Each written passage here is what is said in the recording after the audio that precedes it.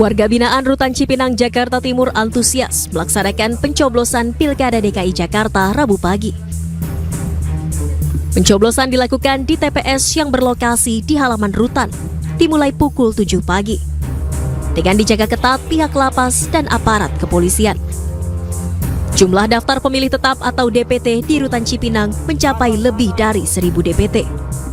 Dengan tertib, warga binaan mengantri menunggu giliran pencoblosan. Ribuan warga binaan di Lapas Salemba, Jakarta Pusat juga antusias menggunakan hak pilihnya dalam Pilkada serentak 2024. Lokasi tempat pemungutan suara atau TPS didirikan di lapangan Lapas Salemba. Mayoritas warga binaan melakukan pencoblosan dengan menggunakan pakaian berwarna biru dongker dengan kaos bertuliskan kalimat "Kami yakin bisa berubah" pada bagian belakang. TPS khusus di Lapas Salemba itu berjumlah 3 TPS, kemudian total seluruh pemilih DPT dan DPTB aktif itu 1.558 orang. Sedangkan total penghuni hari ini adalah 1.715. Dipastikan selebihnya itu tidak bisa mencoblos karena KTP luar DKI. Pencoblosan di Rutan Cipinang dan Rutan Salemba, Jakarta hanya dilakukan untuk pemilihan kepala daerah DKI Jakarta. Sementara warga binaan dengan KTP luar DKI tidak bisa menggunakan hak pilihnya. Dari Jakarta, tim liputan iNews melaporkan.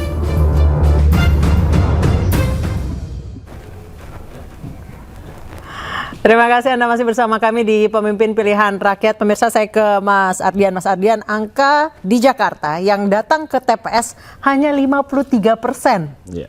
Setengahnya lebih dikit.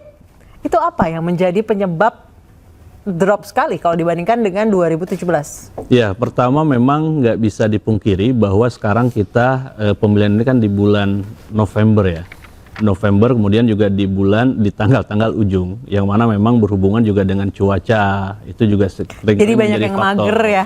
Banyak mager, kemudian juga ada beberapa daerah yang hujan misalnya kan, yang hujan, kemudian juga mungkin juga ada yang banjir dan sebagainya ya, sehingga memang persiapan-persiapan ini seringkali terhambat, bahwa orang misalnya ingin sekali memilih, tapi karena ada halangan-halangan ini akhirnya orang nggak jadi datang ke TPS, meskipun itu faktor dari luar ya. Kemudian dari faktor dalam juga bisa kita lihat bahwa animo masyarakat kalau dilihat yang sekarang memang tidak terlalu besar dibandingkan dengan yang sebelumnya. Ini bisa jadi karena pertarungan yang ada di Jakarta ini juga mungkin panas-panasnya baru di akhir-akhir aja. Bahwa di tengah-tengah atau di awal-awal kan relatif agak landai lah ya, tapi baru di ujung-ujung baru agak naik, tapi naik pun eskalasinya kan tidak terlalu tinggi ya, sehingga masyarakat pun animonya tidak terbawa ke arah sana. Dan juga ya beragam juga di Jakarta ini kan, ada orang secara ideologis juga mungkin berpikiran bahwa ya siapapun yang dia pilih tidak merubah pribadi dia masing-masing, sehingga dia tidak menyalurkan hak pilihnya itu sendiri. Atau kita mesti lihat mungkin pantauan lalu lintas ke puncak dari Bandung, apakah banyak yang plat B ke sana? Ya, ini juga sebenarnya udah coba diantisipasi ya. Kenapa misalnya pemilihan ini di hari Rabu. Itu juga sebenarnya udah diperkirakan untuk hal itu. Cuman memang ke depannya ya jangan sampai hal-hal yang seperti tadi itu, cuaca misalnya kan, yang paling berpengaruh juga cuaca ini, bahwa ketika hujan orang juga tingkat partisipasinya agak rendah di berbagai daerah. Dan ini juga tidak hanya melanda di Jakarta saja. Kita melakukan quick count di 7 provinsi terbesar di Indonesia, mulai dari Sumut juga ada, sampai dengan Jawa Barat, Jawa Tengah, Jawa Timur, Banten, sampai dengan Sulawesi Selatan, dan hampir rata-rata secara video itu di bawah 70%. Ada memang yang 63, 67, tapi memang rata-rata di bawah 70%. Padahal sebelum-sebelumnya kan ada juga yang mencapai 70, bahkan 75 atau bahkan 80. Paling tinggi berapa persen? Sementara yang kita catat ini ada paling tinggi di angka 67%. Itu daerah? Itu daerah kalau nggak salah Sumatera Utara ya, kalau nggak salah ya. Nanti coba kita lihat datanya secara. Barangkali datanya bisa di-spill ya. Izin ya Bapak-Bapak, kita coba spill daerah-daerah lain di Sumatera Utara. Coba diceritakan kepada kita yang unggul di sana. Kami dengar terakhir versi hitung cepat. Oke, kita mulai dari Jawa Timur, boleh? Oke, silakan. Sebagai silakan.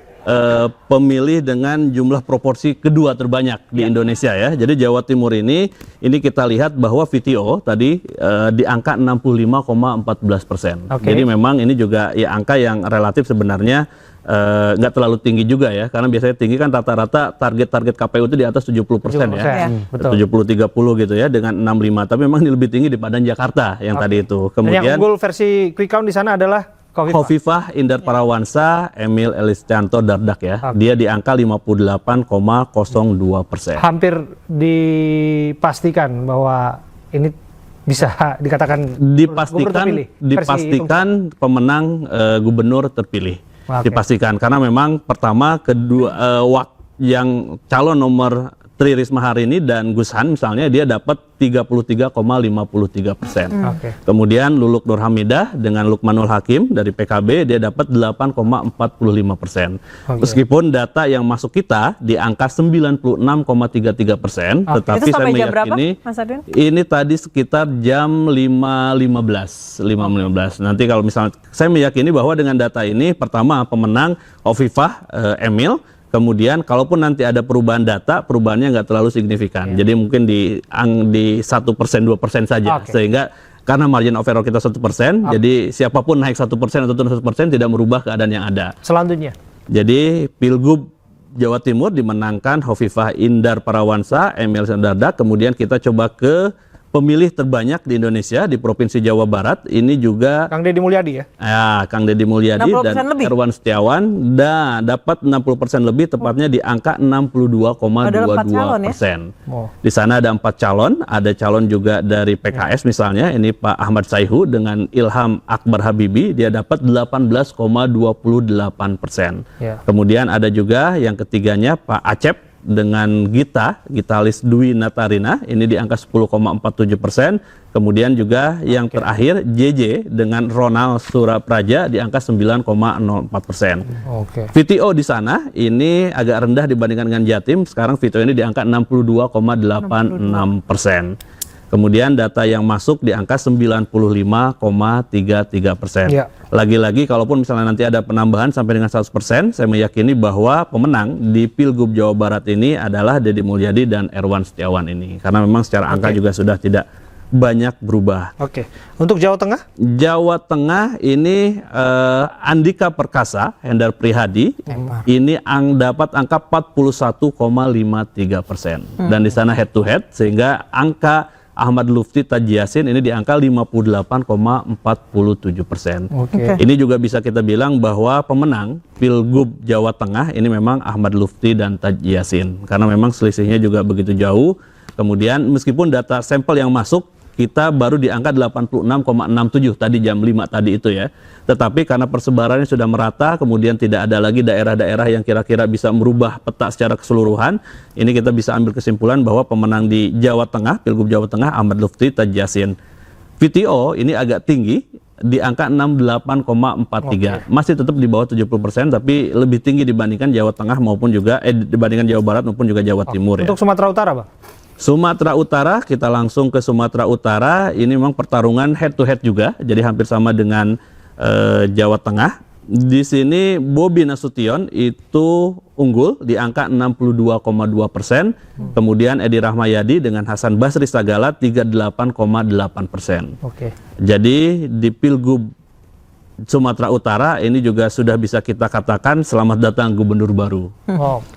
Bobi Nasution ya, Bobi Nasution. Dan di sana ini VTO ternyata agak rendah di sini. Tadi saya agak salah data. Ini ternyata VTO-nya hampir sama dengan DKI Jakarta di angka 54,1%. 54,1%. Kemudian data sampel masuk 79,3%. Lagi-lagi meskipun belum di angka 90 atau bahkan 100, tetapi kita karena distribusi datanya sudah normal, tidak merubah lagi urutan-urutan dan sebagainya, selisihnya juga cukup jauh, sehingga memang kita berani mendeklar bahwa pemenang Pilgub Sumatera Utara Bobi dan Surya ya. Surya. Kalau kita balik lagi ke endorsement itu, yang belakangan kan kita juga melihat Pak Jokowi kerap kali memberikan dukungan ya secara terbuka dengan istilah saya titip kan begitu ya. Apakah sesungguhnya itu juga berpengaruh? Satu contohnya kita bisa melihat itu di basisnya PDIP di Jawa Tengah. Ya, pertama sebenarnya yang bisa berpengaruh itu ketika orang tahu nggak bahwa Pak Jokowi misalnya dalam tanda kutip tadi menitipkan atau dia mengkampanyekan seseorang. Ketika misalnya dia tidak... Saya pikir tidak hanya menitipkan, bahkan ikut kampanye. Nah, ikut kampanye. Iya. Nah, itu pun bisa menjadi problem. Mengapa? Karena tidak serta-merta ketika dia ikut kampanye seakan-akan seringkali, mohon maaf, tim sukses merasa bahwa ini udah ada, kemudian dia udah bergerak dan sebagainya, kemudian berharap efek yang luar biasa daripada endorsement yang ada ini. Padahal harus juga dilihat apakah memang masyarakat pemilih-pemilih itu tahu bahwa misalnya memang Pak Jokowi mengendorse salah satu kandidat. Karena seringkali anggapan kita sudah tahu semuanya dan sebagainya, tetapi kan juga nggak nyampe juga ke masyarakat. Betul. Bahwa dia datang ke kampanye 1-2 itu juga belum menjadi jaminan bahwa masyarakat semuanya tahu bahwa Pak Jokowi katakanlah mengendorse salah satu calon yang ada misalnya kan, belum satu itu. Kemudian yang kedua, ketika pun masyarakat tahu, tentu dia juga nggak bisa menyaksikan secara langsung misalnya kan. Kemudian tingkat kepercayaan masyarakat, betul nggak Pak Jokowi ini misalnya mengendorse A ini, karena meskipun itu dibicarakan di berbagai tempat dan sebagainya, tapi juga dia butuh keyakinan itu bahwa memang Pak Jokowi misalnya dalam konteks ini mengendorse salah satu calon, sehingga memang masyarakat ini kemudian langsung serta-merta mendukung. Belum lagi pertarungan juga di internalnya sendiri sebenarnya kan. Betul nggak ketika misal Pak Jokowi ini dukung A, apa yang mau dia, garansinya seperti apa gitu. Ketika itu juga penting untuk dilakukan. Mas Rian mungkin boleh langsung dijawab. Apa tuh? Pandangan dari Mas Ardian. Iya. Pasti kalau Pak Jokowi dukung. Soal Pak Jokowi. Pak Jokowi adalah sosok presiden 10 tahun. Pada saat beliau mengendorse Pak Ridwan Kamil, tentu kami dengan penuh lega, senang dan bangga ya. Siapa sih yang nggak bangga didukung oleh presiden kita 10 tahun gitu ya. Kami yakin kok hasil hari ini yang kami rasa belum optimal itu adalah mungkin kerja-kerja lapangan kami yang belum optimal juga. Kami sangat bersyukur dengan dukungan Pak Jokowi, sangat bersyukur juga kemarin Pak Ridwan Kamil diterima juga oleh Pak Prabowo gitu ya, makan sebenarnya. Tapi kan ini kan pertarungan politik pilkada, endorsement satu hal, dua hal, tapi kerja-kerja lapangan itu yang paling utama. Saya yakin itu yang akan menjadi reevaluasi di putaran kedua nanti bagi internal kami. Oke, mengapa senyum-senyum? Ada yang mau ditambahkan? Ya tentu saja. Ya. Silakan. Iya, kalau misalnya Bung Ernest bilang nanti evaluasi kalau putaran kedua akan ditambahkan, itu kan kalau ada. Tapi kan kami meyakini tidak akan ada. Ya, kan? Kenapa?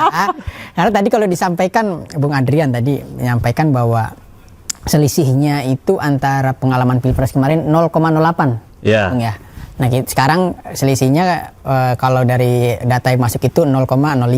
Nah, biasanya tadi kan sudah saya sampaikan, kalau saya melihat hasil quick count di Pilpres 2024, kemudian saya bandingkan dengan real count, biasanya itu angkanya justru lebih tinggi pas real count. Jadi kami meyakini pun, misalnya nanti ada 0,05, 0,08, itu jatuhnya tetap satu putaran. Karena insya Allah memang nuansanya masyarakat, gairahnya memang ingin Mas Pram dan Bang Dul segera menang. Seperti itu. Jadi, tapi apapun itu kita hargai KPU, kita hormati prosesnya. Kami meyakini jika masyarakat, jika para saksi ini mengantongi C1 plano dan secara real count, kami memiliki kamar hitung juga, kami memiliki saksi yang infrastrukturnya lengkap. Barusan saya dikabari angka sudah lumayan tinggi, yang real count itu kita masih di 50,4, 50,5. Jadi insya Allah saya meyakini bahwa pemilu akan berjalan dengan damai dan netral dan insya Allah satu putaran. Iya, itu keyakinan satu hal ya. Tapi pada prakteknya kita akan melihat bagaimana real count ya. Ini menjadi satu hal yang kemudian menentukan nanti. Di samping bahwa hari ini kita membahas hasil hitung cepatnya. Dan pemirsa tetaplah bersama dengan kami. Saya Abraham Silaban dan Anissa Dasuki. Kami akan kembali saat lagi untuk Anda dalam Pemimpin Pilihan Rakyat saat lagi.